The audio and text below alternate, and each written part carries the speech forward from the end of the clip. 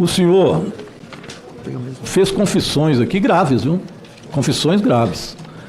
O senhor confessou um esquema sofisticado de lavagem de dinheiro. A confissão do senhor de participar desse esquema de lavagem de dinheiro dá por baixo o seguinte: organização criminosa. Artigo 1º, caput e parágrafo 4º da Lei 12.850 de 2013. Isso dá reclusão de 3 a 8 anos. Pode ter aumento se for servidor público. Lavagem de dinheiro. Está óbvio que houve lavagem de dinheiro nesse processo, porque o senhor disponibilizava suas empresas para fazer essa lavagem de dinheiro. Isso, artigo 1º, caput e parágrafo 4º da Lei 9.613, dá reclusão de 3 a 10 anos, podendo aumentar de 1/6 a 2/3 em razão da prática reiterada de atos de lavagem meio de organização criminosa, que é o caso. Aumento de 1/6 a 2/3 pela continuidade eletiva, artigo 71 do Código Penal. Penas mínimas, portanto, seriam 7 anos e 4 meses, podendo chegar a 36 anos e 8 meses de reclusão mais multa. Não era melhor o senhor fazer uma delação premiada, nos entregar a planilha e dizer realmente para quem foi esse recurso, ou o senhor não sabe mesmo para quem foi esse recurso? Eu não fiz nada contra idoso, tá? Reforçando, já de anteriormente já foi pedido as planilhas para repassar e pegar a veracidade do caso, e meu advogado vai retornar para o senhor e passar tudo, qualquer dúvida que o senhor tenha. A CT dela foi em 2017, conseguiu. Começou mesmo a recolher dinheiro mais ou menos em 2018, 2019, na época era em torno de R$50 mil, quando ela começou. Depois ela pulou para milhões, eu perdi aqui o cálculo, 57 milhões, em 2020 ela já estava com 57 milhões e pulou depois para 202 milhões. Ela chegou ao todo, o total de desconto dela, 809 milhões. Isso são muitos filiados aposentados. Não é crível que isso possa ter acontecido, tantos filiados. Chegava a 300 filiados por dia na época da pandemia, presidente, olha só, 57 milhões na época da pandemia. O pessoal em casa e a Conafé arrumando um filiado e pegando 57 milhões para prestar que tipo de serviço? Para lavar dinheiro nas empresas que ela contratava, inclusive do senhor Marcelino, se é que não tem outras.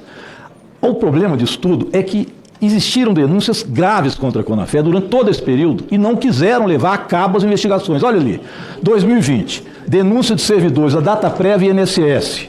Eles suspenderam por causa da denúncia e no mesmo ano, 3 meses depois, voltou a CT da Conafé a dar dinheiro para ela.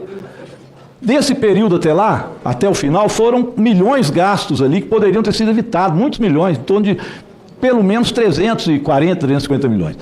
Depois veio a denúncia do senhor Deitos. Esse Deitos também prestava serviço para a Conafé, tomou o cano e fez a denúncia. Foi na Polícia Civil e fez a denúncia.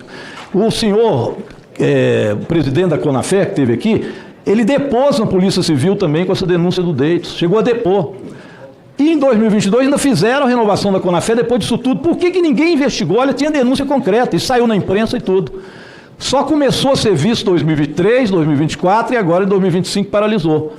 Continuou o roubo nesse período? Sim, porque estava lá a organização criminosa. Mas olha, e é importante colocar ali que as investigações iniciaram. As prisões estão sendo feitas. Proibição de descontos, o presidente Lula determinou imediatamente. E devolução dos valores, já está devolvendo 1 bilhão e 800 e ninguém mais está sendo descontado, o roubo acabou. A Conafé não tem em outras entidades condições disso.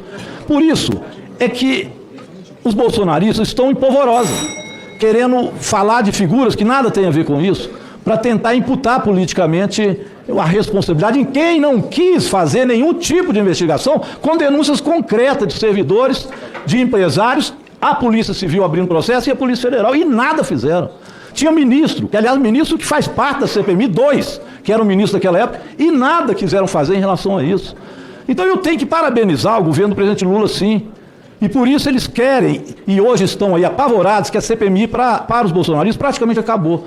Eles não têm condições de imputar ao governo do presidente Lula, que é quem está fazendo a limpeza dessa roubalheira que vai ser feita. Se eu fosse o senhor, fazia uma delação premiada. Senador Jorge Seif. Pode passar a primeira lâmina, por gentileza?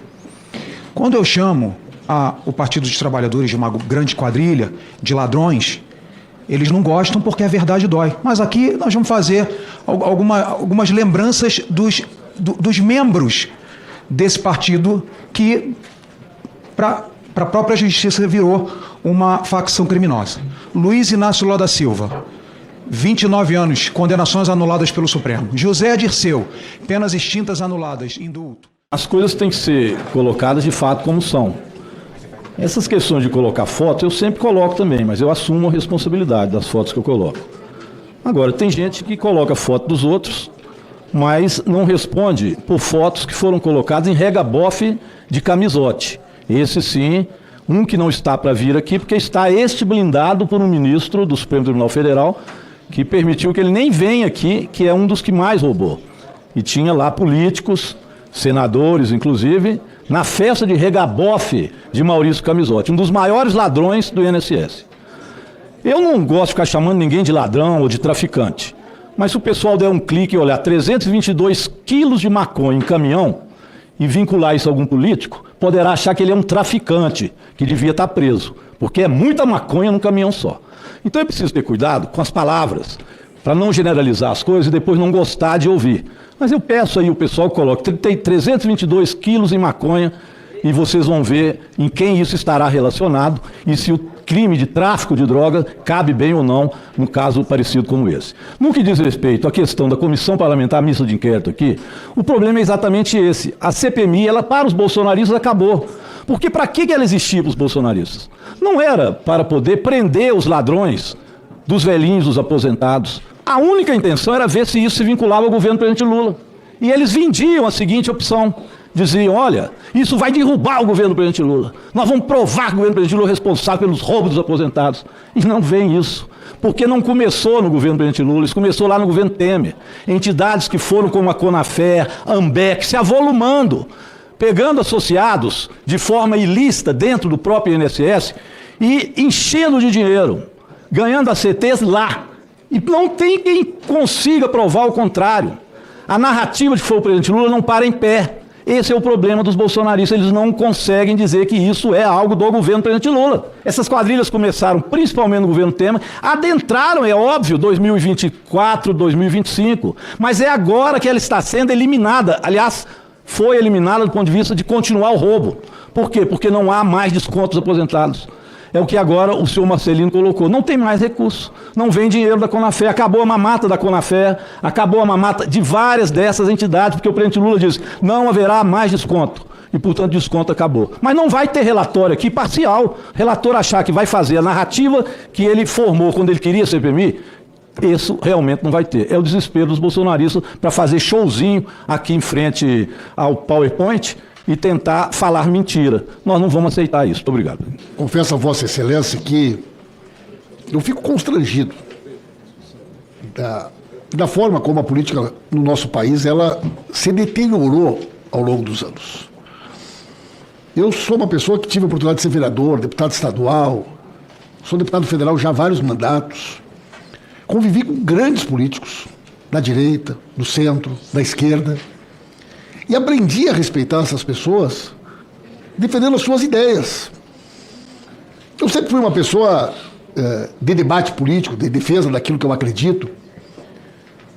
E dificilmente o senhor vai encontrar nas minhas manifestações falas que não tenham como conteúdo a disputa naquilo que eu acredito, criticando a oposição, muitas vezes um embate ideológico.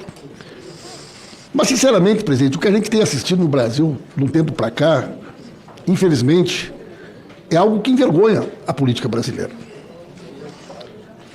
Eu fico constrangido. Eu não faço política dessa maneira.